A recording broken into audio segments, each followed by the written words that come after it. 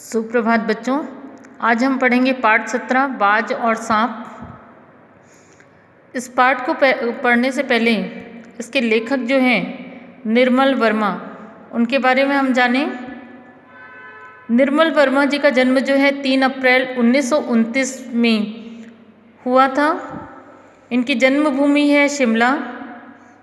इन्होंने हिंदी भाषा में अपनी रचनाएं लिखी हैं तथा इनका निधन जो है दिल्ली में हुआ। इनका मुख्य योगदान हिंदी कथा साहित्य के क्षेत्र में इन्होंने अपना महत्वपूर्ण योगदान दिया। आप जो है नई कहानी आंदोलन के महत्वपूर्ण हस्ताक्षर जो है माने जाते हैं। परिंदे, जलती झाड़ी, 3, एकांत, पिछली गर्मियों में, काला पानी आदि इनकी प्रमुख कहानियां हैं तथा वे दिन, लाल टीन की छत, एक चिथड़ा सुख तथा अंतिम जो है आरण्य उपन्यास इनका उल्लेखनीय रहा है। तो ये पाठ जो है बाज और सांप की कहानी, इसमें बहुत अच्छे ढंग से इन्होंने वर्णन किया है। इस पाठ को मैंने आप लोगों को कहा था बच्चों पढ़िए। आप लोगों ने पढ़ा होगा, बहुत अच्छा लगा होगा, और नहीं भी पढ़ा है तो कोई बात नहीं। देखिए आप लोग इसमें इस पाठ में समुद्र के किनारे ऊंचे पर्वत की अंधेरी गुफा में, समुद्र के किनारे ऊंचे पर्वत की अंधेरी गुफा में एक सांप रहता था। समुद्र की तूफानी लहरें धूप में चमकती, झिलमिलाती और दिन भर पर्वत की चट्टानों से टकराती रहती थी। जो समुद्र की लहरें थीं, धूप जब पड़ती थी, सूर्य का प्रकाश पड़ता था, तो वे लहरें जो हैं चमकती थी, झिलमिलाती थी और दिन भर वे पर्वत की चट्टानों से टकराती रहती थी। समुद्र की लहरें पर्वत की अंधेरी घाटियों में एक नदी भी बहती थी। अपने रास्ते पर बिखरे पत्थरों को तोड़ती, शोर मचाती हुई यह नदी बड़े जोर से समुद्र की ओर लपकती जाती थी।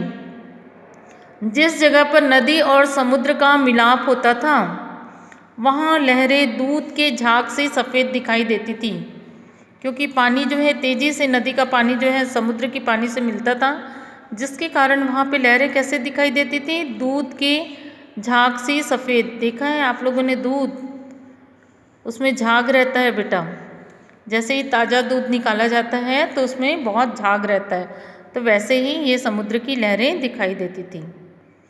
अब है अपनी गुफा में बैठा हुआ सांप, है ना, वहाँ अंधेरी गुफा में रहता था सांप, तो अपनी गुफा में बैठा हुआ सांप सब कुछ देखा करता।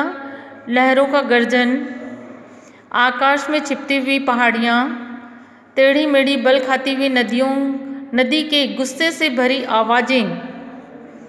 नदी की आवाज़ें जो हैं उसे कैसे लगती थी? गुस्से से भरी। वह मन ही मन खुश होता था कि इस गर्जन तर्जन के होते हुए भी वह बहुत ही सुखी और सुरक्षित है। सांप जो है बैठा बैठा सब नज़ारा वहाँ से देखता रहता था और वो सोचता था कि वो बहुत सुखी है। क्यों? कोई उसे दुख नहीं दे सकता। सबसे अलग, सबसे दूर वह अपनी गुफा का स्वामी है, ना किसी से लेना, ना किसी को देना। दुनिया की भागदौड़, झीना झपटी से वह दूर है। सांप के लिए यही सबसे बड़ा सुख था। वो अकेले ही अपने आप को बहुत ही सुखी समझता था। अब एक दिन अचानक जो है, एकाएक यानी अचानक, आकाश में उड़ता हुआ खून से लथपथ एक बाज सांप की उस गुफा में आ गिरा। उसकी छाती पर कितने ही जख्मों के निशान थे, पंख खून से सने हुए थे और वह अधमरा सा जोर जोर से हाँफ रहा था। जमीन पर गिरते ही उसने एक दर्द भरी चीख मारी और पंखों को फड़फड़ाता हुआ धरती पर लौटने लगा। ठीक है।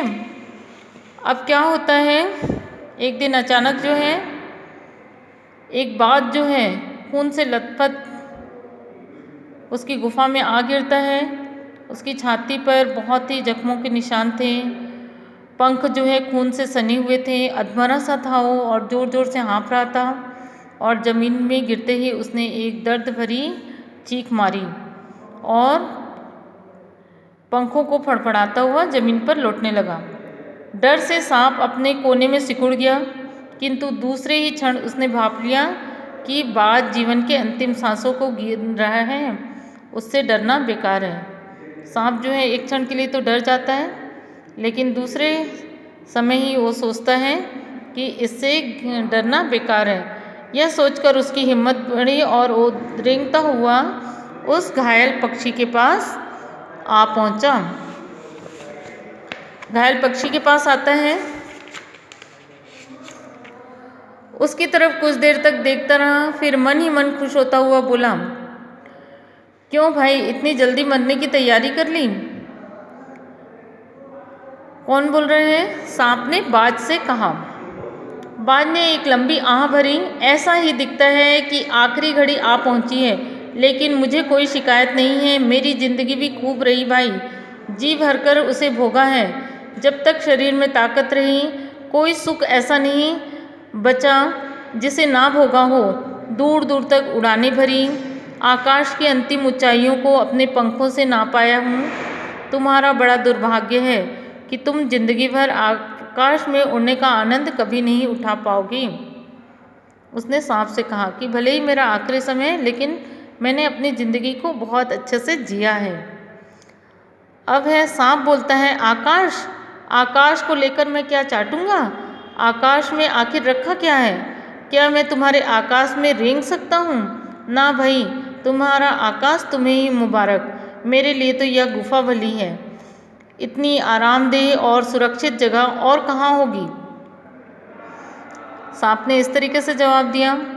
अब सांप मन ही मन बाज की मूर्खता पर हंस रहा था। वह सोचने लगा कि आखिर उड़ने और रेंगने के बीच कौन सा भारी अंतर है। अंत में तो सबके भाग्य में मरना ही लिखा है। शरीर मिट्टी का है, मिट्टी में ही मिल जाएगा। ये इस तरीके से बाज जो है सोच रहा है। अब अचानक बाज ने अपना झुका हुआ सिर ऊपर उठाया और उसकी दृष्टि सांप की गुफा के चारों ओर घूमने लगी। चट्टानों में पड़ी दरारों से पानी जो है गुफा में टपक रहा था। सीलन और अंधेरे में डूबी हुई गुफा में एक भयानक दुर्गंध फैली हुई थी, मानो कोई चीज़ वर्षों से पड़ी पड़ी सड़ रही हो। अचानक जो है बाज देखता है और उसकी दृष्टि जो है सांप की गुफा के चारों तरफ घूमती है, तो चट्टानों में पड़ी हुई दरार जो रहती है उसमें से क्या होती है, भयंकर दुर्गंध आ रही थी। क्यों? उसमें से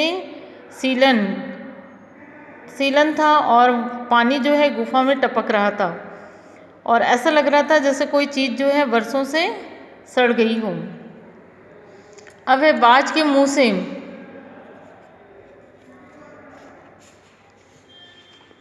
मुंह से एक बड़ी जोर की करुण चीख फूट पड़ी। आह, काश मैं सिर्फ एक बार आकाश में उड़ पाता।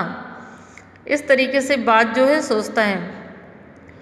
अब है बाज की ऐसी करुण चीख सुनकर सांप को सिटपटा गया और एक क्षण के लिए उसके मन में भी आकाश के प्रति इच्छा पैदा हो गई, जिसके वियोग में बाज इतना व्याकुल होकर छटपटा रहा था। उसने बाज से कहा, यदि तुम्हें स्वतंत्रता इतनी प्यारी है तो इस चट्टान के किनारे से ऊपर क्यों नहीं उड़ जाने की कोशिश करते हो सकता है कि तुम्हारे पैरों में अभी इतनी ताकत बाकी हो कि तुम आकाश में उड़ सको। कोशिश करने में क्या हर्ज है? अब ये जो है सांप उस बाज की व्याकुलता को देखकर उससे कहता है कि एक बार तुमको कोशिश करनी चाहिए। बाज में नई आशा जाग उठी। वह दूने उत्साह से अपने घायल शरीर को घसीटता हुआ चट्टान के किनारे तक खींच लाया। खुले आकाश को देखकर उसकी आंखें चमक उठी। उसने गहरी लंबी सांस ली और अपने पंख फैलाकर हवा में कूद पड़ा। उसने कोशिश की फिर से उड़ने की, लेकिन क्या होता है, किंतु उसके टूटे पंखों में इतनी शक्ति नहीं थी कि उसके शरीर का बोझ संभाल सकें।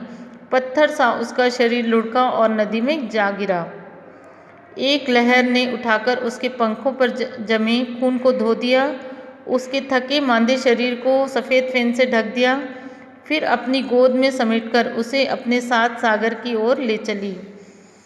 अब इस तरीके से है कि बाज जो है उड़ने की कोशिश करता है लेकिन उड़ नहीं पाता और नदी में जा गिरता है। अब नदी के पानी से उसकी जो है जमे हुए पंखों पर खून थे वो सब धुल गए। उसके थके मांदे शरीर में को सफ़ेद फेन से ढक दिया नदी ने और फिर अपनी गोद में समेटकर उसको अपने साथ सागर की ओर ले चलती है।